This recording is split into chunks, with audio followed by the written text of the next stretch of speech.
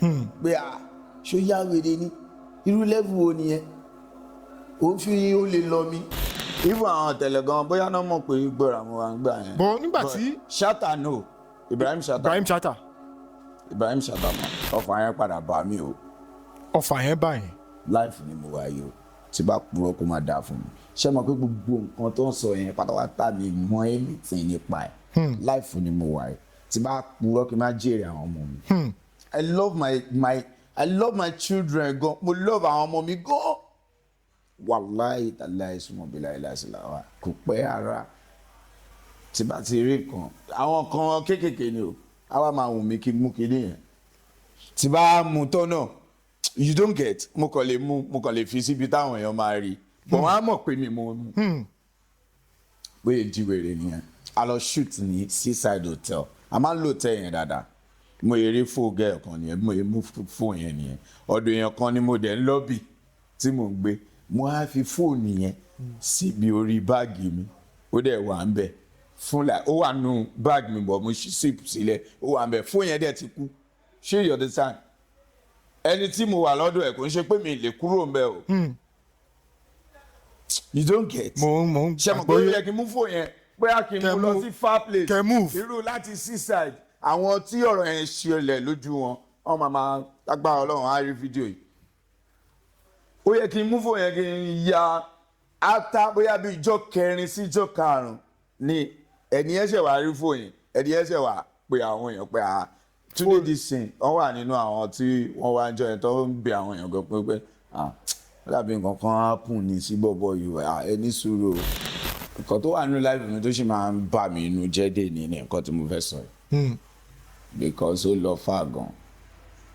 níbẹ̀ yẹn àti wà ń bẹ̀ ṣé mo pé mo ní a lo over be 7 years lọ́fà ní ọ̀fà a máa ń bọ̀ ni o but àti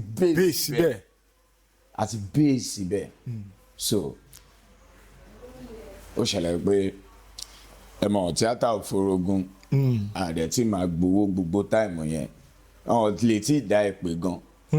wọn lè tí ì dá ẹ pé ẹni tó ti níyàwó tó ti ní fámìlì ẹ mọ̀ nọ́mánọ́mà ìkan ò lọ dídì ìkan ti táìtì gan so ó tá àwọn táìmù kan gbogbo àwọn ọmọ tó bá wà tàbá ti wá rí i pé bóyá ó ní change lọ́wọ́ a máa béèrè nǹkan lọ́wọ́ ọ̀gbẹ́ni alpha ṣe lè rí nǹkan kan fún mi so àwọn ọmọ tó ti ń wú ẹ ní wo pé ọ̀gá wa lélẹ́yìí wọ́n máa wà ókè so kìíní yẹn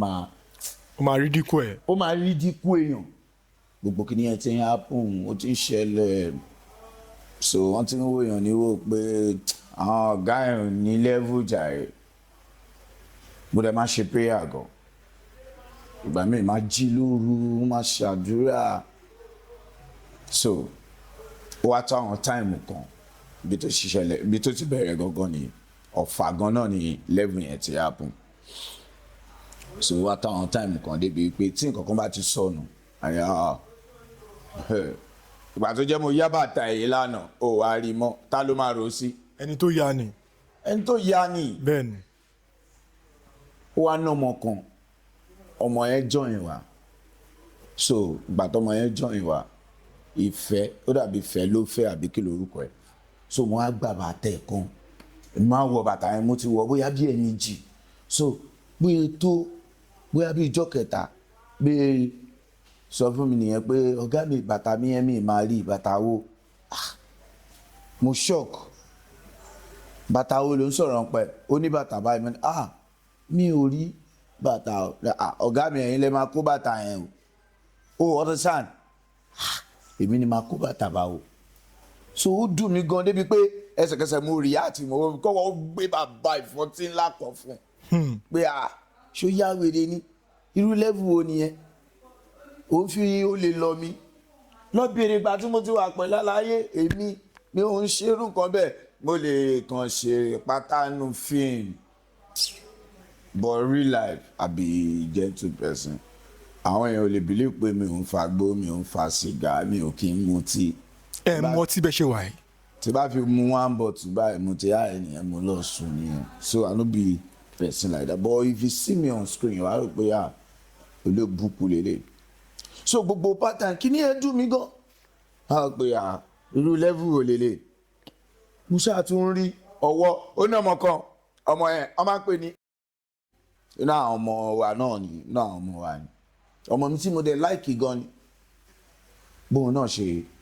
tún parọ́ kan mọ́ mi nìyẹn pé mo mú boxers ni boyfriend òun gbogbo yẹn ti gbogbo kìíní yẹn wá ti di wèrè gan tó fi jẹ́ pé ọ̀gá mi fúnra mi náà tún wá ń pè mí pé wọ́n ní pé nǹkan báyìí later ọ̀gá mi wá padà sọ fún mi pé ọ̀nà ti rí kìíní wọ́n ti rí boxers yẹn o so gbogbo kìíní yẹn ti ó ti wá fẹ́ dàbí ogun a ò pé kí ló ṣẹlẹ̀ gọ́gọ́ ṣé level yìí ṣé kò ti máa di wèrè báyìí ó ti yẹ èèyàn tó dẹ̀ máa ń ṣàdúrà ní mi bọ̀ nọ́mà ẹ má jẹ́ kí n parọ́ fún yín ọ̀fà yẹn padà bá mi o. ọ̀fà yẹn báyìí. láìfù ni mo wáyé o tí bá purọ́ kó máa dáa fún mi ṣé mo pé gbogbo nǹkan tó ń sọ yẹn pátápátá mi mọ anything nípa ẹ̀ láìfù ni mo wáyé tí bá purọ́ kí n má jèrè àwọn ọmọ mi. I love my children gan mo love àwọn ọmọ mi gan wàláì tàláì sùnmọ́ bí láìláìsílà wa kò pẹ́ ara tí bá ti rí kan àwọn kan kéékèèké ni o àwa máa wù mí kí n mú kinní yẹn tí bá mú tán náà you don't get mo kàn lè fi síbi táwọn èèyàn máa rí but wọn á mọ̀ pé mi mo mú bóyá jíwèrè nìyẹn a lọ shoot ní seaside hotel a máa ń lò tẹ́ yẹn dáadáa mo yẹ rí fóònù gẹ́ẹ̀ kan nìyẹn mo yẹ mú fóònù yẹn nìyẹn ọ̀dọ̀ èèyàn kan ni mo dẹ̀ ń lọ́bì tí mo ń gbé mo á fi fóònù yẹn síbi orí báàgì mi ó dẹ̀ wà ń bẹ̀ fún la ó wà nù báàgì mi bọ̀ mo ṣí sípù sílẹ̀ ó wà ń bẹ̀ fóònù yẹn dẹ̀ ti kú ṣé you understand ẹni tí mo wà lọ́dọ̀ ẹ̀ kò ń ṣe pé mi lè kúrò ń bẹ̀ o you don't get ṣe mo pé ó yẹ kí n mú fóònù yẹn bóyá kí n mú lọ sí far place irú láti seaside àwọn tí ọ̀rọ̀ yẹn ṣẹlẹ̀ lójú wọn máa lágbára ọlọ́run á rí fídíò yìí ó yẹ kí n mú fóònù yẹn kí n ya ata bóyá bí ìjọ kẹrin sí ìjọ karùn-ún ni ẹni yẹn ṣẹ̀ wá rí fóònù yẹn ẹni yẹn ṣẹ̀ wá pé àwọn èèyàn pé Túndé Dixon wọ́n wà nínú àwọn tí wọ́n wá ń jọ yẹn tó ń bẹ àwọn èèyàn gan pé lábí nǹkan kan á pùn ní sí bọ́bọ́ yìí ẹni sùúrù wọ́n ṣẹ̀ wá gba fóònù yẹn mi ìyọ bátìrì mi ò ṣe nǹkan kan mi ò lọ ta àìsàn ẹ̀ lórí ọ̀rọ̀ tí mi sọ ẹ̀ lórí ọ̀rọ̀ tí mo sọ ẹ̀ fóònù yẹn ó di iṣu gan bá mi kò ń ṣe pọ́n bá mi jà pé anything because some of them tó ń mọ̀ mí dáadáa ọmọ yìí pé ó dàbí pé nǹkan kan ń ṣẹlẹ̀ nígbà mi mú fóònù yẹn kí n lọ tọ́jú ẹ̀ ọ́ kí n lọ tà ọ́ kí n lọ lò ṣe mọ̀ pé lórí ọ̀rọ̀ yẹn ìgbà tí máa bẹ̀rẹ̀ iṣẹ́ lórí ẹ̀ mo lo over 5 years ní gbòòrà. 5 years ní gbòòrà kí lẹ wá ń ṣe ní gbòòrà. mo mú gbogbo family mi lọ sí gbòòrà lọ ṣiṣẹ́ lórí ẹ̀ náà kò yí sí. o fẹ́ try bàbá ọ̀fà yẹn ni no be go come but alhamdulilayi mo ti wà pẹ̀lú àwọn èèyàn dáadáa mo ti wà pẹ̀lú àwọn èèyàn gan-an mo sì lo over bóyá bíi 4-5 years lọ́dọ̀ òkèlè kò lè lẹ́yìn ìgbà yẹn ni o lọ́dọ̀ òkèlè kò lè rí irú nǹkan bẹ́ẹ̀ lọ́wọ́ mi rí òkèlè normal yẹn ni everybody mọ̀ ni Aliu Gavar is my friend my tight friend bọ̀bọ̀ tó ṣe ìṣùṣù yẹn is my friend ìlú kan náà ládẹ̀ ti jọ wá mi ti lé over 4 years lọ́dọ̀ òun náà mo gbé kiri gan ìyá jẹ mí gan ni o bọ̀ ìyẹn nìkan ló fún mi ní iṣu mẹ́ bọ̀ ọlọ́run wa padà gba àdúrà mi because ká ní pé mo lọ lose guard mo lọ gọra mi gbà yẹn ó máa di ogun ńlá tó máa borí mi but alhamdulilayi mo sì ń dúpẹ́ dé ni ọpẹ́ ní fọ́lọ́run because kò easy o wọ́n bá mi po bàbá wọ́n bá mi po gan. ọ̀rọ̀ ńlá lẹ sọ yìí torí nígbà tẹ̀tí ẹ̀ kọ́ sọ pé ẹ mú àwọn ẹbí yín ẹ relocate padà sí igbó ọ̀rà tẹ padà sílé tẹ̀lẹ̀ sí ló bí ọdún 5 bàbá láàrin ọdún 5 yìí ǹjẹ́ ṣé ẹ ṣì ń jáde lọ ṣiṣẹ́. wọ́n máa ń pè mí àsìkò. wọ́n á pè mí àsìkò. wọ́n á pè mí àsìkò tí máa ń ṣe ìtẹ̀lẹ̀ á pè mí even àwọn tẹ̀lẹ̀ gan bóyá náà mọ̀ pé gbọ́ra mo wà ń gbà yẹn. bọ̀ nígbà tí. Chatta no Ibrahim Chatta. Ibrahim Chatta man. But there's one of my good friend kọ́lọ́n bá mi gbọ́wọ́ ẹ̀ sókè dáadáa. Amen. Kọ́lọ́n bá mi gbọ́wọ́ ẹ̀ sókè dáadáa. A máa ń pè ní 220 Ọlámilékan 220. Kọ́lọ́n bá mi gbàdúrà ẹ̀ dáadáa. Ó wà ní àwọn tó help mi. Torí ó tó time kan nígbà tí mo wà nílùú yẹn tí gbogbo ẹ̀ tí kò sẹ́ni tì mọ́ kò sí ọ̀kan. Ó wá ní mo wá send the voice sí pé ọ̀rẹ́ mi ó ti di wèrè o. Mo wá ṣe fídíò gbàgbàgbà. So bóun ṣe máa ṣe bó ṣe rí fídíò ẹ̀ báyìí ó send ẹ̀ sí Ibrahim Chatta. Bí Chatta ṣe pè mí ní Muhammadu Quazim kí ló ṣẹlẹ̀ ṣé ibi tó ń gbé lélẹ̀ is not good kíní kan. Oya help me send your details. Mo send account mi sí wọn nìyẹn and don't worry tomorrow I will send you something I want you to move. Kúrò níbẹ̀ God bless you sir. Wait ṣe 200k sí mi nìyẹn. 200k. Bẹ́ẹ̀ni mi sọ. Òun lè fi ìyẹn Ibrahim Chatta. Kò ń ṣe táìmù yẹn náà ni mo wá o. Ó help mi gan ní táìmù yẹn.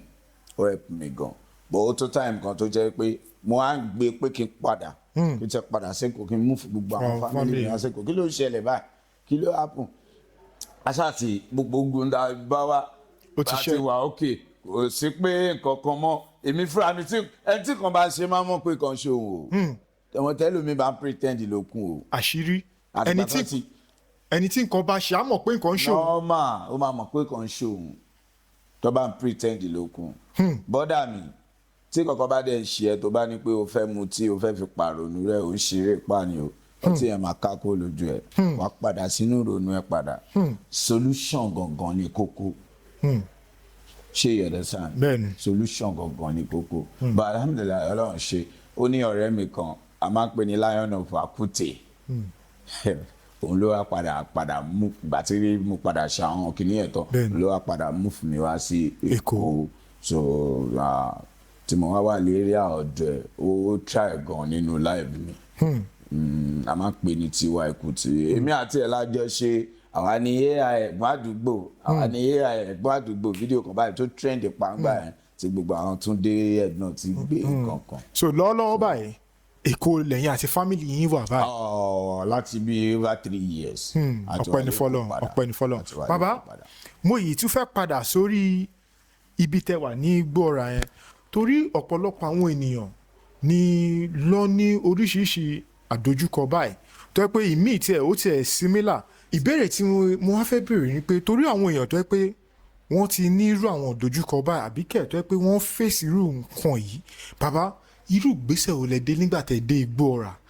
irú àwọn ìgbésẹ̀ wo lẹ gbé tí ogun yìí fi wá dín pé ó jẹ́ ogun tó ṣẹ́. Gbogbo nǹkan lọ́wọ́ Ọlọ́run ló wà. Bẹ́ẹ̀ni. Kò ń ṣe pé tí n bá wà ní Èkó náà Ọlọ́run kò síbi tọ́lọ́run ti ń gbàdúrà. Bẹ́ẹ̀ni. But ẹ má jẹ́ kí n parọ́ tán yìí jẹ kéèyàn máa parọ́ fúnra ẹ̀ mo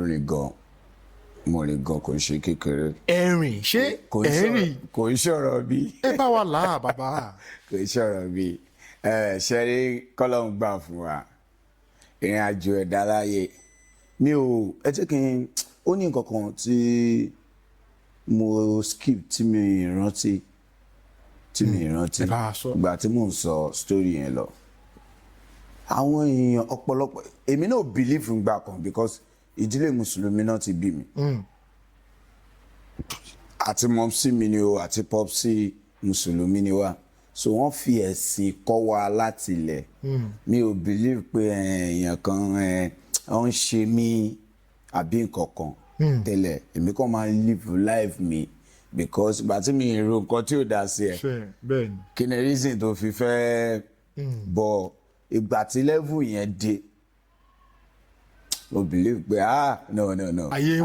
wà lóòótọ́ ẹ má jẹ́ ká máa sọ àwọn nǹkan tí ò make sense kíní kan èèyàn kan ò lè ṣe nǹkan kan wàláì gbogbo àwọn tó ń ṣe nǹkan tí ò dá yẹn náà Ọlọ́run tún máa ń support wọn. Ọlọ́run tún support wọn. Ọlọ́run support wọn náà. Bàbá ọ̀rọ̀ yẹn ò yé mi ẹ là. Because ìrìn ẹ̀dá nílé ayé Ọlọ́run ní support sí tí wọ́n bá fẹ́ ràn ẹ́ lọ́wọ́ sí normal Ọlọ́run ló kó sí nínú. Bẹ́ẹ̀ni. Tó fi ràn ẹ́ lọ́wọ́. Bẹ́ẹ̀ni. Kíní ẹ̀ dàbí ẹ̀kọ́ ńlá fún mi ká ní nǹkan yẹn ò ṣẹlẹ̀ sí mi bóyá mo lè má wà ní irú level tí mo wà lẹ́ni ó wá lè jẹ́ nǹkan ńlá nǹkan míì ló máa padà ṣẹlẹ̀ tèmi dẹ̀ ti kọ́gbọ́n láti ibẹ̀ yẹn táìmù yẹn ibi tí mo ti fura gangan ni pé ọ̀gá mi dẹ̀ kówó fún mi níjọ́ kan kówó fún mi wọ́n ní kí n lọ bá àwọn gbowó wa ní bank mo wá gbowó yẹn tán mo dẹ̀ wọ bet naija mo dẹ̀ fi gbogbo owó yẹn play bèbí tán. ẹ fi play bèbí. bẹ́ẹ̀ ni mo sọ mo fi ta bèbí pàápàá which is kò ń ṣẹlẹ̀ tẹ́lẹ̀ mi àtọ̀gá mi ta ti wà over bóyá bí 10 years. ìyẹn tí ṣé Kunle Afod. Kunle Afod. bí èlò ni owó náà. that's my boss. bóyá ìgbà tá à ń sọ yẹn bóyá bí 20-something,000 ní ilé rántí aṣọ amount mọ owó yẹn mọ mo dẹ̀ ya bet naija mo dẹ̀ fi gbogbo owó yẹn fire tán ní táìmù yẹn gangan ni ìgbà tí mo fèsì kìíní yẹn but nobody knows. baba. because èmi fúnra mi ni mo mọ̀ wípé irú wà tí mo wù yìí mi ò wúrú ẹ̀ rí kó tó ṣe wàá kan tó ní fún yẹn but ọ̀gá mi ẹ mọ̀ mi lè jẹ́wọ́ fún wọn pé nǹkan tí mo ṣe lè mú kàn parọ́ fọ́gá mi pé ẹ̀wọ̀n nígbà tí mò ń bọ̀ báyìí ṣe làwọn lè rọ̀ mi but dọ́là èní tí mo sọ yìí ni ọ̀gá mi ṣe màmá wípé àṣọ lọ fi play bèbè ń jọ yẹn ni bò mí fúnra mi mọ̀ pé nǹkan tí ń ṣe mí o kó tó wá padà di ọ̀rọ̀ fóònù bàbá mi I no go lie for you Fúlàní àwọn Fúlàní because Fúlàní máa ń pọ̀ láwọn ọ̀dọ́ wa yẹn Fúlàní wà nínú àwọn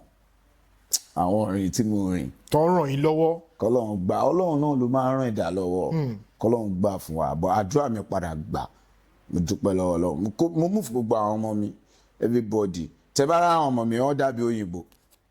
alájà nìyàwó mi mo dúpẹ́ lọ́wọ́ ẹ̀ gan because ó dúró tì mí gan stories tí mo sọ kò gbọ́ rí. ìyàwó yóò gbọ́ rí. wàláì òun fúnra ò mọ nǹkan tí mò ń face tí mò ń takù ní táìmì gbèmí fúnra mi rìnrìn àjò yẹn mo dẹ̀ ṣẹ́gun ẹ̀ kọ́lọ́ má jẹ́ kí n ra ìdààmú. àmín àmín. ó rí lò àwọn èèyàn wà tán fẹ́ sọ story gan tí nǹkan ti ṣe wọ́n sábẹ́nu gan o tán dẹ̀ tí ìrògùn ẹ̀ṣẹ̀ kọ́lọ́run ọba bá mi gbà fún gbogbo ẹni tí ọkàn ẹ̀ bá dà tóun náà ń ṣe èèyàn bí kádùá gbogbo wa gbà kọ́lọ́run jẹ́ kí gbogbo wa ṣẹ́gun ológun lẹ́fíbọ̀dì tàbá ń parọ́ fúnra wa lókun bọ́lọ́run ṣe nífẹ̀ẹ́ Muhammad tó ó fi àdánwò kàn wọ́n o bẹ́ẹ̀ni ó fi àdánwò kàn Muhammad o Ọlọ́run nífẹ̀ẹ́ wọn o so kàṣà máa dúpẹ́ eléyìí tó bá kànyàn kéèyàn máa dúpẹ́ lọ́wọ́ Ọlọ́run ọba because ó dàbí lesson ní táìmù yẹn mo gbé pẹ̀lú àwọn èèyàn gan kò ṣe pé mo wà okay the same mo rugged náà ní the same but that time ó hard gan mi ò rí bí gbé mọ́ni mi ò lówó tí mo lè fi sanwó ilé àwa move lọ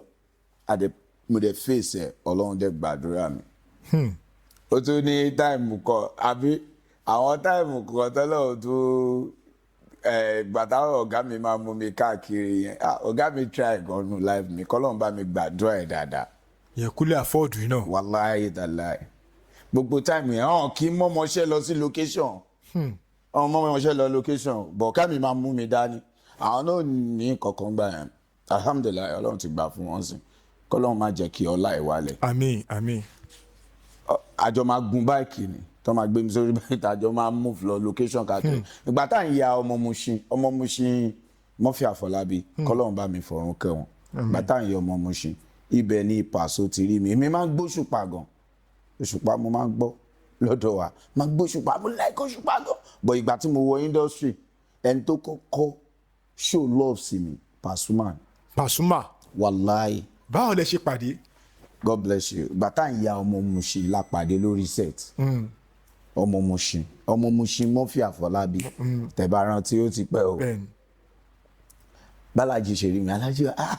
ọmọ ilé léyìí èmi fẹ́ra mi gan mi tí ìdára mi mọ̀ ń gbà ẹ̀ bọ̀ alájí máa wo fíìmù gan gẹ́gẹ́ bí mo ṣe padà gbọ́ wọ́n máa wo fíìmù gan alájí máa wo fíìmù gan so bọ́ ìrì mi ọmọ mi rè tó máa pọn báàgì yẹn mo like ẹ gan you don't get mo gbé Alhaji Pasuma wọn dà èmi ta lè mi èmi gan tí mọ̀ mi lé mi gbé súnmọ́ wọn ni mo ṣe àrògì wọn aláàjì fún mi ní 10,000 jọ yẹn 10,000 ní táìmù tí mo ń sọ ìwà láyé o lè ra jíìnì 20 because wọ́n ṣe ń ta jíìnì 600 tó máa mú ní boutique ni o tó gbẹ bí wèrè pẹ̀lú top ṣe you understand so inú mi dùn kàn án fún mi lówó agán yẹn aláàjì tó advice mi pé o má padà o ó lè o bọ̀ face yẹ so Kunle Afod wọ́n mú mi rìnrìn àjò gan di sin mo sì máa ń ṣàdúrà fún kọ́lọ́run jẹ́ kí ọwọ́ wọn máa lọ sókè dáadáa àtàwọn tó jẹ́ gbogbo àwọn ọ̀gá mi pátápátá mo ti gba ibi tó pọ̀ kọjá because ṣẹ́rí tí iṣẹ́ tíátà ẹni tí ò bá lẹ́nìkan ó máa hàdì fún ó máa ń le o. tó léèyàn tó lè fà lọ́wọ́. wow kò léèyàn gan I'm sorry kò ní owó gan hàn bí ẹrẹ àwọn kan wà tó jẹ́ kòkòrò ajẹnirun tó ń jà wèrè gan tó bá mọ nǹkan tó ń ṣe owó yẹn àtàn pátápátá kó gbé 1 billion wọ industry talk of our tá ní nǹkankan ní ò lẹ́nìtì but mo lọ́lọ́run I believe in my God like seriously so mo ti táìmù yẹn tí nǹkan yẹn happen mo rò bí èmi tí mi ní kọ̀ọ̀kan ṣọ́tún máa ń ṣèyàn tí ò lẹ́nìtì ni but alhamdulilayi torí pé mo ní ìyàwó gidi so mo dúpẹ́ fọlọ́wọ́ ọba ìrìn àjò yẹn lọ fà ó mi ò ní sọ ju báyìí lọ. bàbá ẹ ṣeun gan lẹ́yìn ìgbà tí ẹ wá parí tẹ kọ́ iṣẹ́ yìí tán tẹ kúrò lọ́dọ̀ Afod bàbá báwo ni ìbáṣepọ̀ yín lẹ́yìn ìgbà tí ẹ kọ́ṣẹ́ tán báwo ni ìbáṣepọ̀ yín pẹ̀lú ọ̀gá mi báwo ló yìí ṣe wà. ìbáṣepọ̀ wà òkè dáadáa. wọ́n dẹ̀ ṣì ń pè yín síṣẹ́ tán. wọ́n máa ń pè mí lẹ́ẹ̀kọ̀ọ̀kan kò dẹ̀ ṣe pé bóyá ọ̀gá mi jẹ́ èèyàn kan tó jẹ́ pé tó bá bóyá as in ẹni tó lọ́dà standing gan ni ẹni tó lọ́dà standing gan ni à ń pè mí tábà pàdé locations ẹ̀ nímọ̀ bóyá bí nǹkan kan ṣẹlẹ̀ gan tí mo fi kúrò ńbẹ̀ àbí anything No Gorkin ẹ̀mí òwa náà máa pè mí ṣé you understand ẹ̀mẹ́wàá náà máa pè mí ọ̀gá mi is a very nice person ẹni tí ò bá súnmọ́ nìkan ni ò ní mọ̀. No Gorkin ọ̀gá mi dẹ̀ ni ó ní product gan ní industry iye Kunle Afod gbogbo aládẹ̀ ṣe dáadáa ìyẹn gan lásán ìwúrí ni. ẹ ṣe epson kankan tí mo dẹ̀ fẹ́ kẹ́ bá mi tan ìmọ́lẹ̀ sí torí bí ẹ ṣe sọ̀rọ̀ yẹn ẹni bóyá nǹkan kan ṣẹlẹ̀ bóyá lẹ fi kúrò àbí ṣé nǹkan kan ṣẹlẹ̀ tẹ fi kúrò lọ́dọ̀. èkó ṣẹlẹ̀ ní ọ̀rọ̀ fóònù ọ̀nrọ̀bù ni. ṣá àwọn nǹkan ìwọ̀nyí ó pẹ̀lú nǹkan tó yẹ pé ó tètè jẹ́ kẹ́ kúrò lọ́dọ̀ ọ̀gá yín. ó wà nù ẹ̀ kò ní bí ẹ̀ ọmọkùnrin tó ń ti mọ̀ ẹ́ ti pẹ́ normal ẹlòmíràn ní understand òun kọ́ ló bí ẹ̀ ẹlòmíràn ní understand tẹ́nìtì bá ti miss okay mo rántí ìgbà kan a wà lẹ́dẹ̀ẹ́ a lọ shoot lẹ́dẹ̀ẹ́ ìgbà yẹn à ń ya series kan mo rántí title ẹ̀ ìlẹ̀kẹ̀ à ń ya series kan inú ibi tí àwọn girls wà àwọn ọkùnrin náà máa ń wọbẹ̀ èèyàn kan dẹ̀ lọ síbẹ̀ ó dẹ̀ lọ jí owó inú àwọn ọmọ mi kan wọ́n jí owó bídèmí owó yẹn pọ̀ díẹ̀ wọ́n wá lọ gbé èèyàn kan wá èèyàn tí ó ṣùọ̀ sí mi gan bọ ọmọ ìyá mi má jẹ́ kí n tọ́ ẹ̀jẹ̀ tó bá ti ṣe nǹkan kan rí ojú ẹ̀ náà máa fi wẹ̀ o wọ́n ní ó jalè lẹ́ẹ̀kan ó wá dàrán borí ẹni bá jalè lẹ́ẹ̀kan tó wá dàrán borí àṣì olè ló dàbòrà o ẹsẹ̀kẹsẹ̀ ní pé No Gorkin dà you don't get where's No Gorkin kí lè ṣe máa No Gorkin dà sẹ́ẹ̀ lé mi lélẹ̀ ọ̀nà jí owó nínú bẹ́ẹ̀ okay wọ́n wá ṣe gbogbo kìíní yẹn létà wọ́n wá rí owó yẹn wọ́n dẹ̀ rí ẹni tó mú. kí wọ́n dẹ̀ pariwo ẹ̀ nípa ẹni báyìí ló mówó náà. why not àwọn afurá wa mọ̀ àmì tó mówó gbogbo nǹkan tí mo sọ yìí everybody ń gbọ́ sí wọn ẹni tó bá rí fídíò yìí nù wọ́n mọ everything wọ́n mẹ́ tó mówó dé ní àmọ́ra wa. kìíní yẹn ti ń di nǹkan tó jẹ́ pé àdùnnúmọ́ tó wá ti ń wọ̀ after that ṣé you get ṣé mo yí pé kó tó happen gangan bí àdúrúmọ́ náà ni level yẹn gangan bí àdúrúmọ́ ni kéèyàn sọ wípé àwọn ọmọ tí mo train kó sọ pé mo mú boxer sí boyfriend òun which is ẹ̀yin méjèèjì mi gan mo introduce ara ìṣura ẹ̀ tẹ̀fí fẹ́ra mi ì gbọ́rú ẹ̀rí later wọ́n ṣe àṣọ fún pọ́n ti rí boxer sí yẹn which is ti bàtà tọmọ ẹ̀ ń sọ yẹn náà mi many things pa I swear to Almighty Allah wàláhì dàlá eléyìí tó jẹ́ important thing níbẹ̀ tí mo mọ̀ òun ni ti ọ̀gá mi yẹn tí mo mú wọn tí mo lọ fi bọ̀ mo rí i pé ṣé àgbákò kọ́ lélẹ̀ kí ni òun ṣe wà mí tẹ́lẹ̀ with that phone so ìgbà tẹ́lẹ̀ yẹn ti happen bá a ṣe mọ̀ pé àdúrúmọ́ yẹn ó ṣe wá complete gangan because kò sí nǹkan tó fẹ́ sọ ọmọ lẹ́yìn ọlọ́run ọba àdìkùn kò sẹ́ni tó fẹ́ wù ẹ́ mọ́ ní táìmù yẹn ó wà ní kúrò you no go comot you go comot so after gbàgbàgbà tó ṣe nǹkan tó fẹ́ ṣe tó nǹkan kan tó pẹ́ ní tó fẹ́ pè gbà tó máa pẹ́ nìyẹn dé báyìí ìgbà tó máa béèrè gbogbo kan tó fẹ́ béèrè ọmọ ìyá mi má jẹ́ fún ẹ lófo bọ́yẹ rẹ ni tí ó mówó nìyẹn which tí mi mọ nǹkan kan nípa ẹ̀ so ṣéèyàn ní kúrò ní èrò bẹ́ẹ̀ bọ̀ máa lọ ṣiṣẹ́ tọ́gà bá pè mí lé ní máa débẹ̀ so because àwọn náà dé nǹkan tó ọ̀dà sáà kan because àwọn fúnra wọn gan mọ̀ wọ́n máa wò pé ọmọ tó wà pẹ̀lú mi ó fà bóyá bíi 10 years ti máa ń di káàkiri ọ̀gá mi ló máa ń mú mi káàkiri because ó jẹ́ ẹni tó láìkì mi gan ó jẹ́ ẹni tó láìkì mi gan ìgbà yẹn a máa ń ṣe stage tá a bá ń ṣe stage báyìí ọmọ àni you try jàre má dá wọn lò ó try gan ó máa fún mi ní current pé you dey try ọ wà nù ẹni tó jẹ́ kí n dúró. so nígbà tí ẹ wá kúrò nígbà yẹn ṣé ọ̀gá yín wọ́n pè yín pé mi ì rí ẹ ṣé kò sí kíní kan kíní ṣé wọ́n pè yín tó. why not a máa ń sọ̀rọ̀ dáadáa lè ní àwọn òrì mi wọ́n ti rí pé normal náà tó bá kàwé tó ń sìn kó ń ṣe yunifásitì yẹn náà ló máa rí iṣẹ́ sí náà. bẹ́ẹ̀ni. bẹ́ẹ̀ jẹ́ polytechnic ló lọ so you have to move out. bẹ́ẹ̀ni. mi advice ẹni ọmọ kan kó máa jókòó sábẹ́ ọ̀gá ẹ̀ tó bá ti ṣe tán try láti lọ pọ́n mú orí ọ̀gá yẹn wú níta ṣe fẹ́ pa ni ẹ fẹ́ pa nígbà tí wọ́n bá train ní gbogbo àǹsì ká náà tó wá jókòó síbẹ̀ kò ní make sense so I have to move so ìyẹn ló wá tó jẹ́ kó yá dáadáa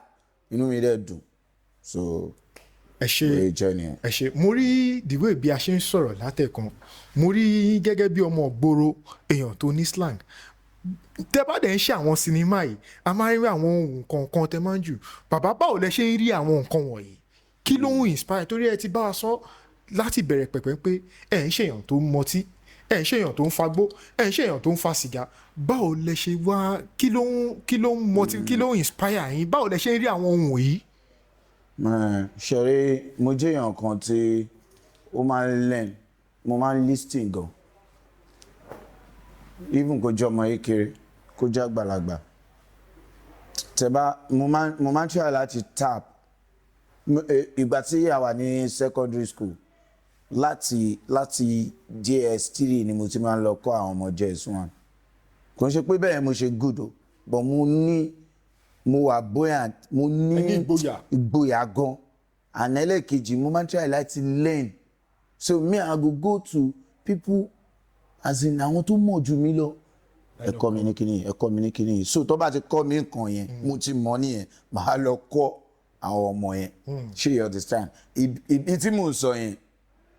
ó difficult kéèyàn kan tó máa jáde lójú gbogbo èrò báyìí pé òun fẹ́ give speech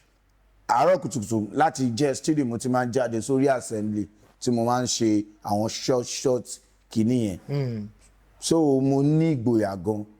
and ẹlẹ́ẹ̀kejì mo máa ń listen síyàn wọ́n dẹ̀ ń pè nǹkan kan ní creativity ṣé you understand ìgbà tí mo wọ industry mo ti rí Alhaji Baraka mo ti rí Bánkẹ́ mo ti rí wọn mo ti rí àwọn tó ti ṣe bíi kinní tó ti ṣe dáadáa mo wá rò pé èmi náà máa fẹ́ máa ṣe ọmọ gbòòrò kí ni mo lè ṣe tí máa fi yàtọ̀ èmi rèé mo ń fa gbó mo ń fa sìgá mo tẹ̀ ṣe lè mú tí díẹ̀ ń sè bóyá tó bá dé pátí ńlá bó ṣe lè mú sí díẹ̀ bọ̀ tẹ́lẹ̀ mi ò mú anything rárá so gbogbo táyì tí mi sọ ẹ̀mí ò mú anything rárá so kí ni mo fẹ́ fi yàtọ̀ tèmi náà dẹ̀ máa táwọn èèyàn dẹ̀ máa gbọ́ nǹkan tí mò ń sọ mo wá fẹ́ create bag that's why ti máa fi pọn bag. So in any scene tí bá fẹ́ wà so I'll carry my bag. So àwọn fans máa ń béèrè pé kí ló wà nínú báàgì yìí gangan. So when they see me bóyá mo wà street àbí kókó aláyé báàgì yìí dàbí kí ló dé ṣé everywhere ni kí n máa gbé báàgì lọ. So that's the creativity. And ẹlẹ́kejì nípa ti slang yẹn mo jẹ́ èèyàn kan tó máa ń kẹ́kọ̀ọ́ gan. tó bá sọ nǹkan kan mo lè like kíní yẹn mo ti rí pé ó ní mí ni o màá try láti add àwọn nǹkan kan mọ́ kó lè fine ṣé you understand. ó ní lámbà mi kan mo create kíní yẹn out of none. Ó ní guy kan ó máa ń gbá bọ́ọ̀ ó yà wèrè gan tó bá ń gbá bọ́ọ̀ báyìí gbogbo ṣé ló máa fi play wọ́n máa ń pè ní Lizarazu ni France player ni bọ̀bọ̀ yìí máa ń sọ máa yà wèrè gan láwọn pé bọ̀bọ̀ yìí kí ni mo lè sọ lórí ẹ̀ tó lè fi make sense mo á ní kí ló ṣe ẹ̀ tí wọ́n kàn gbéṣẹ́ rù bíi Lizarazu player France tó gbá corner tó tún forí náà di ẹ̀ wọlé fúnra ẹ̀ is it that possible láti play ball láti náà di ẹ̀ wọlé ball so táwọn èèyàn bá gbọ́ wọn rò pé kí ni eléyìí ṣé you understand so báyìí máa ń create ẹ̀ nìyẹn kò ń ṣe pé ó máa ń wá láti ibì kankan kò ń ṣe pé nǹkan kan ló máa ń fún mi it máa ń create mi ò dẹ̀ ní kọ́lẹ̀ but tí bá ti create ẹ̀ ó máa wà nínú brain mi so that's it. irú ti kí lorúkọ ẹ̀ sìn tí bá sọ pé àwọn eléyìí sọmọrí ni wọ́n yàtọ̀ sí gàbàrí wọ́n ti wà látàyè ìjẹ̀sìn nọ́mbà rí rhymes wà bẹ́ẹ̀ so a máa ń create ẹni kò ń ṣe pé bóyá tó bá fagbó tán ló máa lọ rí àbí nǹkan kan no so. ǹjẹ́ ẹ máa ń kọ fújì torí mò ń rí style yẹn náà nínú ẹ̀ ṣe. mo ń kọ fújì but mo love fújì gan. àwọn olè máa ń gbọ́. máa ń gbọ́ Paso gan máa ń gbọ́ Paso gan máa ń gbóṣùpá gan náà Pasuma ń gbọ́ jù mo lọ Paso gan Paso wà náà àwọn tó help career mi wàláì Alhaji wà náà àwọn tó help career mi because time tí mo pàdé wọn mi believe pé mo lè pàdé irú wọn don dey appreciate wa so Pasuma is a very good baba sí wa Ọlọ́run. ẹ má bínú kó tó rí pé ẹ sọ àwọn nǹkan tẹ́ fẹ́ sọ ẹ sọ̀rọ̀ kan lẹ́ẹ̀kan ẹ ní pé ẹ máa ń pọn bag ìgbà kan náà la rí pé ńgbà tí Alhaji náà tó pé àwọn náà ṣì wà ní bí ọ̀dọ́ àwọn náà ti pọn báàgì rí ṣé ẹ̀yin Alhaji Paso tó pé àwọn náà ti. swagger pọ̀ lọ́wọ́ Alhaji gan. àbúyá nǹkan tí Alhaji náà fi nǹkan ẹ̀ náà fi fẹ́ràn yín gbà tí wọ́n discover pé ìwọ yìí tó máa pọn báàgì tẹ máa ń pọn yẹn kí lẹ máa ń dì sí gangan fún àwọn èèyàn tí ò tiẹ̀ mọ̀. ẹ lè gbọ́ ní interview nǹkan pọ̀ bẹ́ẹ̀ o. ẹ kò bá dárúkọ ká tiẹ̀ mọ̀ káwọn tó wà ní kọ́ lè rí kan jẹ́. tó bá ti gbé jà wá àwọn bàbá tó bá ti gbé jà wá àwọn bàbá kò lọ fà kọ́lọ̀ ń gbà wá iṣẹ́ wa ṣe mọ̀ pé mo sọ lẹ́ẹ̀kan mo ní ó le kan tó accept ẹ̀ ó máa lọ fà o kò ṣe gbà tó di ayé TikTok. But ṣe mọ̀ wípé TikTok yẹn náà tó bá mọ nǹkan tó ń ṣe mọ̀ kókò lọ fà. bẹ́ẹ̀ni.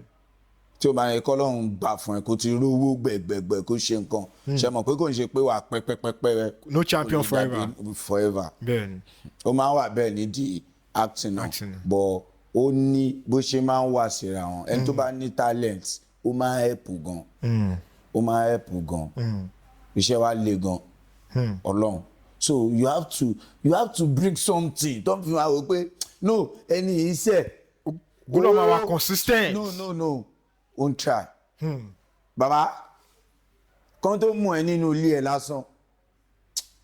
ọ̀pọ̀lọpọ̀ kan ṣẹlẹ̀ ní fíìmù kan tó mú ẹ nínú ilé ẹ lásán wà á ti hustle pa. Gbogbo gbà yẹn máa sọ pé mo ń lọ sí location fún like bóyá bíi 4-5 years ọ̀hún rí mi rí inú fíìmù. CD dẹ̀ nígbà yẹn tó jẹ́ fíìmù máa ń ṣe gbòà àwọn rí mi rí bọ̀bọ̀ tí ẹgbẹ́nu sọ́hún jáde location wo ló tún lọ ó kàn ń pariwo pò ń lọ location ni àárí ẹ náà tí bá tún dé náà gbẹgẹ ṣe mo rí nǹkan kan bẹ́ẹ̀ iṣẹ́ fíìmù le o I no go lie for you but alhamdulillah adúpẹ́ fọlọ́run ọba kọ́lọ́run fún wa lówó kọ́lọ́run gbà fún wa nídìí iṣẹ́ torí ẹ̀ ni àwọn ọ̀pọ̀lọpọ̀ kan fi ń ṣẹlẹ̀ kò sẹ́ńtẹ́ béèrè lọ́wọ́ ẹ̀ tí ò ní rí wí ọlọ́run ọba ń gbọ́ kò sẹ́ńtẹ́ yàn béèrè lọ́wọ́ ẹ̀ tí ò ní rí wí. nǹkan ṣẹlẹ̀ gan. bàbá ẹ ṣeun gan mo gbọ́ nǹkan kan mi mọ̀ bóyá lóòótọ́ ni tí mo mọ̀ àdẹ̀fẹ́ kẹ́ bá mi sọ sí. àwọn ọ̀pọ̀lọpọ̀ àwọn ènìyàn wọ́n jáde wọ́n sọ pé obìnrin nídìí iṣẹ́ tíátà ó máa ń rí ọwọ́ mú ju ọkùnrin lọ bàbá kí lẹ lè rí sọ sí nǹkan yẹn kí ló dẹ̀ fà á tó fi rí bẹ́ẹ̀ ṣé lóòótọ́ ni. normal kò sí èmi ò lè judge láàrin yẹn but normal fúra wa náà common sense ni tèmi náà bá jẹ́ obìnrin báyìí pẹ̀lú ojú kékeré tí mo ní pẹ̀lú your face look familiar mo lè ti máa lo mọ́tò. ẹ ti máa báwo lẹ ṣe máa ṣe. ọmọ ẹ̀pọ̀ obìnrin jù wá lọ ṣẹ́ẹ̀kì mọ̀ ni. wọ́n ẹ̀pọ̀ obìnrin jù. wọ́n ẹ̀pọ̀ obìnrin jù wá lọ wọ́n máa ẹ̀pọ̀ obìnrin jù wá lọ ọkùnrin ẹ̀pọ̀ obìnrin normal ní street náà ẹ̀yin gan máa mọ̀ tó bá ní pàdé tó jẹ́ olówó lọ́wọ́ àmọ́ yẹ ọ̀pọ̀lọpọ̀ ní street gan ọ̀pọ̀lọpọ̀ wà tó jẹ́ pé tó bá jẹ́ girlfriend yẹ ó lè fún ní nǹkan dání wọ tó jẹ́ pàdé ẹ̀ gangan bóyá máa ń rí nìyẹn so àwọn chairman yẹn àwọn náà máa fún lówó gidi because ó ní nǹkan tó fẹ́ gain normal thing ní tá a bá parọ́ fúnra wa lókun normal thing òun ni torí ó ní nǹkan tó fẹ́ gain but àwọn ọ̀pọ̀lọpọ̀ wà tó jẹ́ pé àwọn tó jẹ́ chairman àwọn aláyé àwọn tòkè lọ́hùn tó máa ń ṣe dáadáa àwọn tó máa ń ṣe dáadáa fọ́kùnrin náà wà bò kò ń dàbí obìnrin gbà wọ́n á sáré gbàgbà wọ́n á fún wọn ní nǹkan gidi. àmọ́ ya àwọn táwa náà mọ̀ tó jẹ́ pé àwọn obìnrin mọ̀ tá a mọ̀ gangan fúnra wa tó jẹ́ àgàn àtúmọ̀ ní level lọ́dọ̀ wọn ni bọ̀ tóbìnrin bá débẹ̀ ní èní bóyá àti wà láti bí ọdún kan tóbìnrin bá débẹ̀ lè nǹkan táwọn ò lè gbà jáde obìnrin yẹn máa gbà jáde wọ́n máa gbé fún bẹ́ẹ̀ náà máa tìyìn àfẹni tí ò bá ronú wọ́n máa tìyìn lélẹ̀ yẹn kò ń ṣe industry nìkan kò ń ṣe industry nìkan. ẹ ṣeun gan ẹ ṣeun bàbá nígbà tí ẹ ń bá mi sọ̀rọ̀ ẹ dárúkọ ìtẹ̀lẹ̀. the icon. bàbá báwo ni ìtẹ̀lẹ̀ ṣe yín part life fún yín kí ni nǹkan tí ìtẹ̀lẹ̀ ṣe fún yín torí ìdíwọ̀ ìpẹ́ ṣe sọ ẹ sọ pẹ̀lú àpọ́nlé ẹ sọ pé yes ẹni yìí bàbá báwo ni ìtẹ̀lẹ̀ yìí báwo ló ṣe ràn yín lọ́wọ́ gangan. the icon ó ní believe lórí mi ni gbà tó di gbàs gbòs tí ó sì hàn kan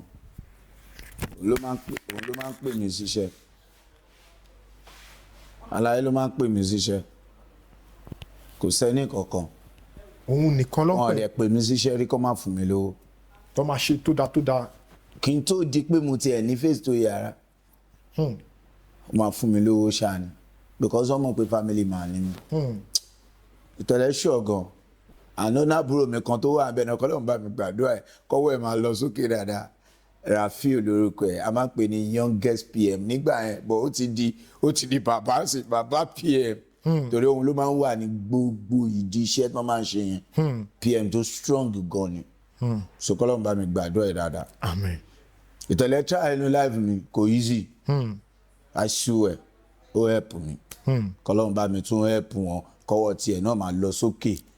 òkè lágbára Ọlọ́run bí ṣe fẹ́ kó rí fún kó rí bẹ́ẹ̀ fèmí náà. ẹ ṣeun gan bàbá nínú gbogbo àwọn onítíátà tó jẹ́ tẹ́ ẹ̀ ń wò bàbá tẹ́ bá mú gbogbo wọn ta ló wù yín tẹ́ pé bóyá ẹ̀ tí ì bá ṣiṣẹ́ tẹ́ ẹ̀ ń wò pé ẹnì yìí ó wù mí kí tiẹ̀ kájọ wà ní set ta lẹ rí gbé èèyàn tó ẹ pé ó wù yín. tí mi ti bá iṣẹ́ rí. bẹ́ẹ̀ni tó ẹ pé tí mi ti bá iṣẹ́ rí. tó dẹ̀ wù yín lọ́kàn tẹ́ láìkí bí ó ṣe ń ṣe. tí mi ti bá iṣẹ́ kò tí sẹ́ni tí mi ti bá iṣẹ́ náà mi ò pó tí wà pé ẹni báyìí tí mo like tí mi ti bá iṣẹ́ gbogbo àwọn ọdún àtijọ́ iṣẹ́ dáadáa Ibrahim Chatta tó yín àìmáàkù ìgbà tí iṣẹ́ tiẹ̀ ya wèrè gan gbogbo gbà ẹ́ látijọ́ wà àti tó yín dáadáa báyìí sí náà irú àwọn Fúnkẹ́ Akíndélé mo ti lọ bá wọn ṣiṣẹ́ rí mo ti lọ bá fáńjì mi iṣẹ́ kan tó ń polówó sí mo ti lọ bá wọn ṣiṣẹ́ rí bó tiẹ̀ jẹ́ pa àrí wọn jọ ẹ̀ rí wọn. àrí àtàfi parí sí ìta lọ ṣe irúmọlẹ̀ ni irúmọlẹ̀ làfúnkì ẹ̀dẹ̀ ó dẹ̀ ṣe wùn yín kẹ́dẹ̀ ṣe bá wọn pàdé pé wọ́n ṣe dáadáa yà ohun èmi àti tó yà yín máa kú náà jọ wà ní àjọ wà dáadáa gbà àjọ wà dáadáa ń gbà yẹn àjọ wà irú àwọn àtóyìn àti fúnkẹ́ so orúkọ mi gangan ni Fasasi Quazim Adesola Quazim yẹn gangan lórúkọ mi Muhammadu Quazim Adesola normal ọmọ aládé ni wá ẹ ti understand Fasasi surname mi nìyẹn a.k.a. No Gorkin yẹn ni stage name mi. No Gorkin a ṣì ń padà bọ̀ sórí No Gorkin yẹn torí mo ní ìbéèrè lórí No Gorkin yẹn bàbá ọmọ bíbí ìlú ò ní sà. Igbó Ọ̀rà náà ti bí mi Igbó Ọ̀rà láṣàkó Ìbàràpá méjèèjì ọ̀kan gbòógì nínú ìlú yẹn òun ni Igbó Ọ̀rà tí mo dárúkọ yẹn. Igbó Ọ̀rà ẹ ṣeun gan bàbá ká tó dín pé mo tún padà sórí No Gorkin yẹn torí orúkọ yẹn ó dà pé ó bá túmọ̀ ó ní ìtumọ̀ kan tó lè máa pè ọ́ ní No Gorkin orúkọ ńlá ni ṣùgbọ́n bàbá mo fẹ́ ẹ bá mi sọ ní kúkúrú èdè bí ẹ ṣe bẹ̀rẹ̀ ilé ẹ̀kọ́ yín àti ibi tí ẹ ti ka ilé ẹ̀kọ́ yín títí débi tí ẹ bá dé. kọ́lọ́ ń gbà fún wa àmín. àjò mi ó lọ fà gan mo lọ sí iléèwé alákọ̀ọ́bẹ̀rẹ̀ ní Ibodò yẹn Ogun State ni ibẹ̀ mo ti lọ primary school ìgbà tá a ṣe tán ẹ mọ̀ àṣẹ ọmọ atẹrọfọ dìde ṣe mọ̀ pé atẹrọfọ dìde ó yàtọ̀ sí àtàpátá dìde atẹrọfọ dìde yẹn ó máa ń le gan láti dìde because tó bá fẹ́ dìde bẹ́ẹ̀ ni ẹrọ̀fọ́ tún máa mú ẹ mọ́lẹ̀ àtàpátá dìde sì máa ń try but alhamdulilayi adúpẹ́ fọlọ́wọ́n ọba so Bóòdó yẹn ni mo ti lọ sí primary school ìgbà tá a parí kankan mo wà l'Abẹ́òkúta mo sì lò bóyá bíi 7 years so ẹni tó jẹ́ grandma mi ló tọ́ mi dàgbà ìyá bàbá mi so àwọn náà wà ní pé kí ló fẹ́ padà ṣe báyìí mo fẹ́ kàwé ni o àwọn aṣẹ̀dá mi padà sọ́yọ́ state Ayétẹ̀ ni mo ti padà tún wá lọ sí another primary school because primary school yẹn ni ó mọ̀ resort Ogun State o lè fi wọlé sọ́yọ́ state bẹ́ẹ̀ni Ọ̀yọ́ state ni mo dẹ̀ ti máa kàwé báwo la ṣe fẹ́ ṣe mọ ìdọ́gbọ́n ènìyàn so mo ṣe wá lọ primary school mo join wọn gbàgbàgbà tí mo fi rí resort láti wọlé orúkọ school mi òun ni Baptist High School Ayétẹ̀ Baptist ibẹ̀ ni mo ti parí secondary school mi ìgbà tí mo wà lẹ́sẹ̀ S3 senior boy gan ni mí torí mo máa ń try láti sọ pé tí bá fẹ́ ṣe nǹkan kí ṣáà ṣe káwọn èèyàn àti nǹkan tí fẹ́ ṣe yẹn nǹkan tí mi bá ní ṣe kí kúkú má ṣe rárá bó eléyìí tí bá fẹ́ ṣe máa ṣe débi pé mo ní láti get ẹ̀ so bóyá rí gangan nìyẹn. so lẹ́yìn ìgbà tí ẹ wá parí secondary school yẹn ẹ tẹ̀síwájú ibi tí ẹ bá dé nìyẹn. Secondary school yẹn náà ni mo kàdé mo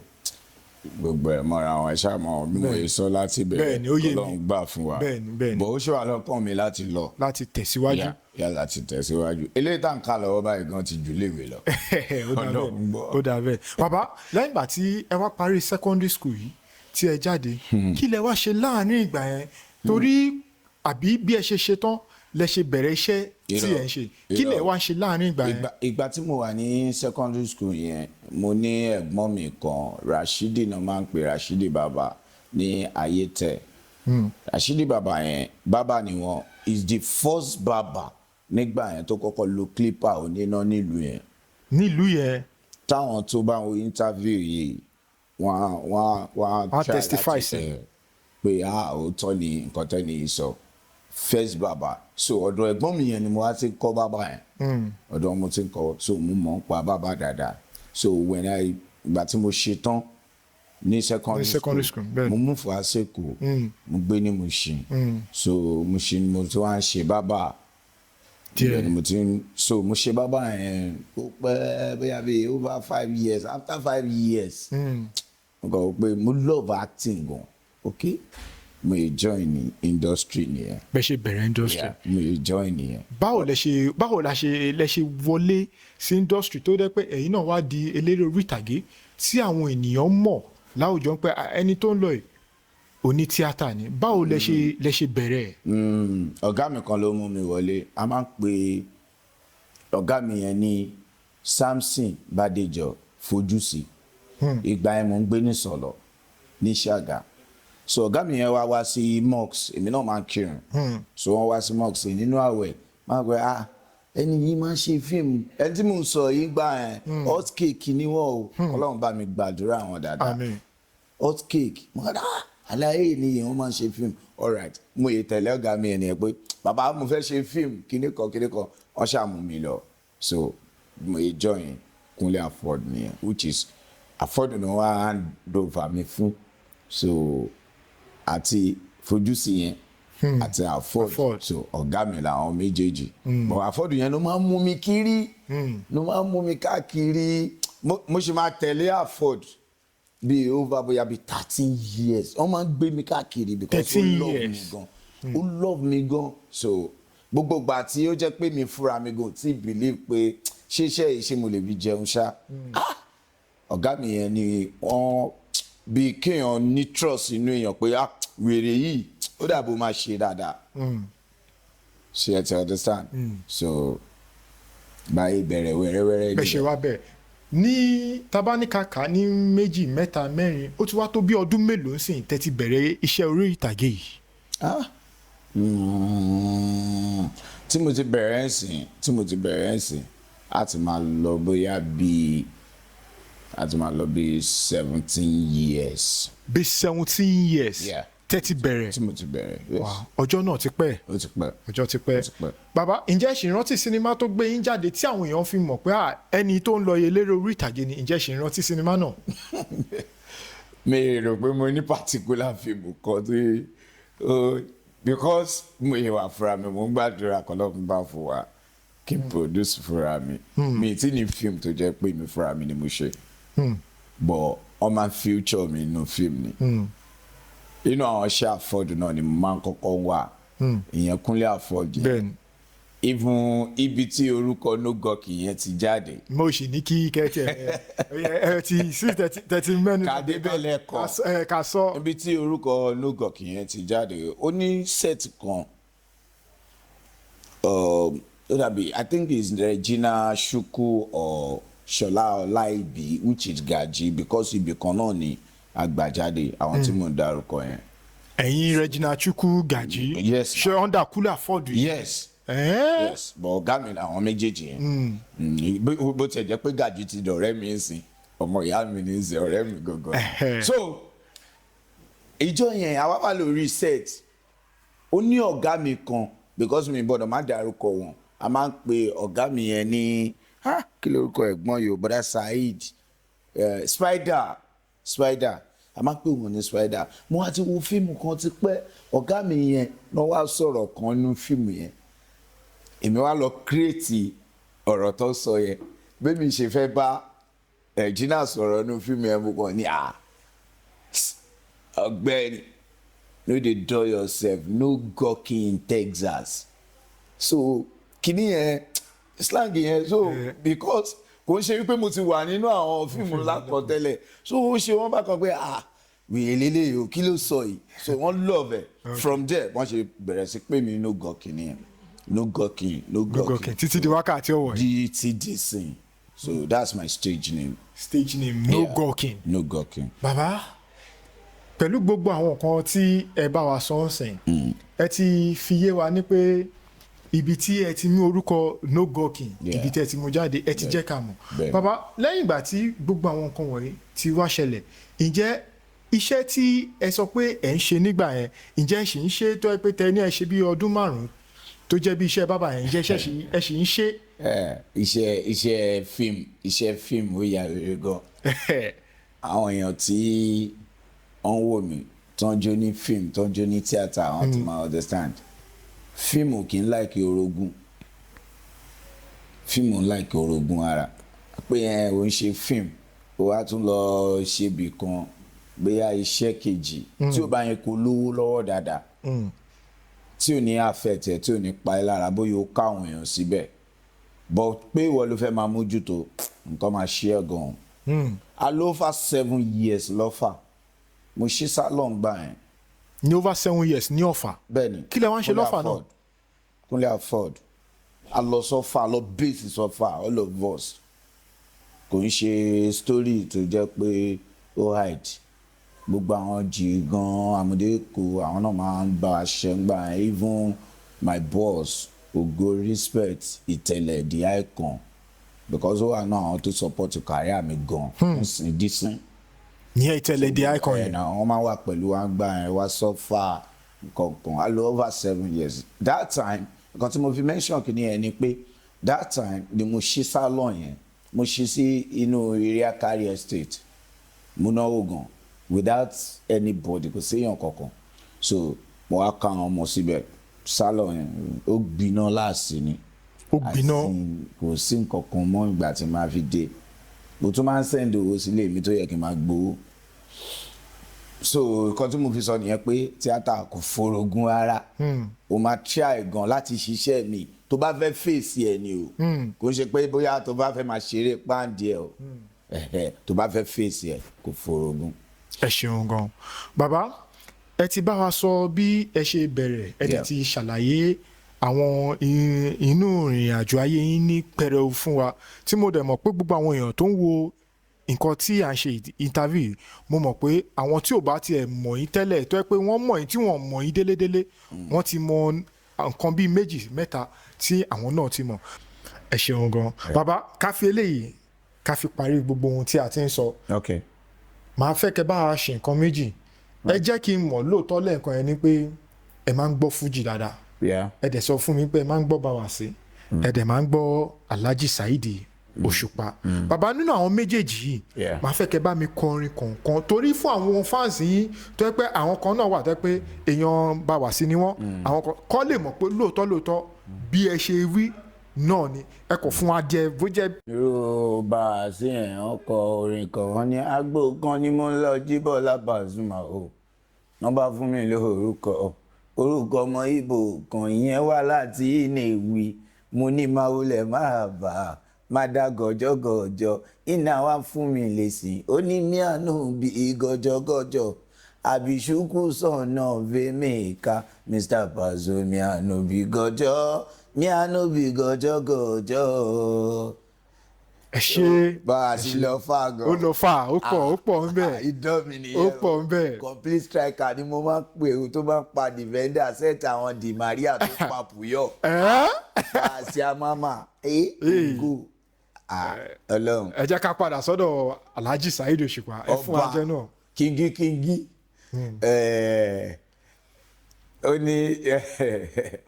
ó ní Alhaji pọ̀ lórí mi gan èwo ni kí wàá bù so báyìí ẹ jẹ́ kí n bu eléyìí so ó ní ṣe dọ́mù lọ́nà lọ́jọ́ kan bàbá súlẹ̀ ya lẹ́nìkan bá pè mí pé ṣe bẹ́ẹ̀ yín làwa kí èmi kọ́ dẹ̀ mọ̀ pé bó mo ti mọ̀ yín rí náà ó ní Big Daddy má má ṣe yẹn fáwọn tiẹ̀ ó ní ṣe mo jó ní fújì lójú ẹ̀ ní àbúṣáyó ó ní bí ṣe wò yìí ẹ̀dẹ̀jà akọ̀ngúdù gan mo rà àkọ̀ngúdù kan mo jọ ṣọ̀gó kan gúdù ni ẹni èèyàn mi kan ló bímọ ló wájú obìnrin mo bá lọ́lọ́run àwò ìjẹ́ kí n máa dáná sílẹ̀ torí tó bá dàgbà ó ní dàgbà pé kí ni ó jẹ́ pọ́nrẹ́ lè gan ọ̀gádé báwo Saidi lèmi jẹ́ olọ́gádé láṣà tuntun tó lọ ní ìgboro wọ́n tún ní àwọn alákọ́ṣe bá fún ta tún fọ́ bá a lé wọ́n sì lè débẹ̀ ìsọ̀lẹ̀ sì lè jẹ́ bẹ̀ àti pé iṣẹ́kíṣẹ́ ọmọlẹ́bàánà gọ́gọ́ ni ó ní kò sẹ́rù tí ń lè gbé èmi ti ń gbé Mushin kò sí iṣẹ́ tí ń lè jẹ gbogbo ọmọge gbogbo arúgbó máa jẹ iṣẹ́ yìí ó ní ti bá fáwọn mi rìn yẹn létí ọmọge ti bá tún fọwọ́ mi rìn yẹn lẹ́sẹ̀ o àná ní sọ fún ẹ fúnra ẹ ló máa fà mí mọ́ra. Wow. ọba. ẹ̀gbọ́n ẹ gbìyànjú Kò ní bá- lọ́wọ́ yìí ẹ̀yin gan fúnra yín gan ó yẹ èmi gan gbé fún pé yín gan ọba gan lẹ́yìn náà ọba ni ẹ ṣe àdúpẹ́ Blessing. thank you Kò ní bàjẹ́. kẹ́tọ́ dín pé màá lọ Okay. màá fẹ́ kẹ́ bá a ṣe pọ̀ tẹ́ bá ní iṣẹ́ kan tí ẹ̀ ń báyàn ṣe àbí kẹ́ tẹ́yìn náà ń pò pọ̀ àbí kẹ́ tí ẹ kò fẹ́ jẹ́ kí àwọn olólùfẹ́ yín àbí kẹ́ kí wọ́n máa retí iṣẹ́ báyìí mo ṣe lọ́wọ́ ẹ bá a sọ fún wọn kí wọ́n lè mọ̀ pé yes ẹ̀yin náà lọ́wọ́lọ́wọ́ báyìí ẹ̀ ń gbé ìgbésẹ̀ lórí àwọn nǹkan kan. Kò ní bàjẹ́. Mo ń gbé gbèsè mi fúnra mi náà ni. Kọ́lọ́ gbàdúrà mi. Àwọn fáǹsì wa náà náà fún wa lówó oúnjẹ. Bóyá Ọlọ́run tó wá lè wọ láì interview yìí kí ẹ̀pù wọlé mo fẹ́ produce. But mo ti kọ story yẹn sílẹ̀ ti pẹ́. Ọmọ títì ní táìtù ẹ̀ ọmọ títì. Story tó fine gan ni mi ì rí ìyá látijọ́ yìí. Mo ti ń pọ̀ ti pẹ́. Owó ló kùn. Ẹ ṣáàmù ẹ̀yin fáǹsì mi mo gbé yín sórí bí irun orí mo lẹ̀ mọ́ yín bí tàtú Ọlọ́run ọba sọmọ rí ní o ẹ yàtọ̀ sí gàǹbàrí o ṣé mo pẹ́ ti wà látàyè jẹ̀sìn nọ́mbà rí wọ́n lé yín ọba yín rí ẹ ní ṣìṣe ẹ ní kọsẹ̀ No Gullible gọ́gọ́ náà máa ń pè mí No Gorkin irúmọlẹ̀ tó ń jẹ irú òòṣà tó ń jẹ ṣàwámà òkú tó ń mu kóòkì calculator tó browse ẹ ṣàtìrì ó ti lọ báyẹn finally. ẹ ṣé thank you Yeah. ẹ ṣé.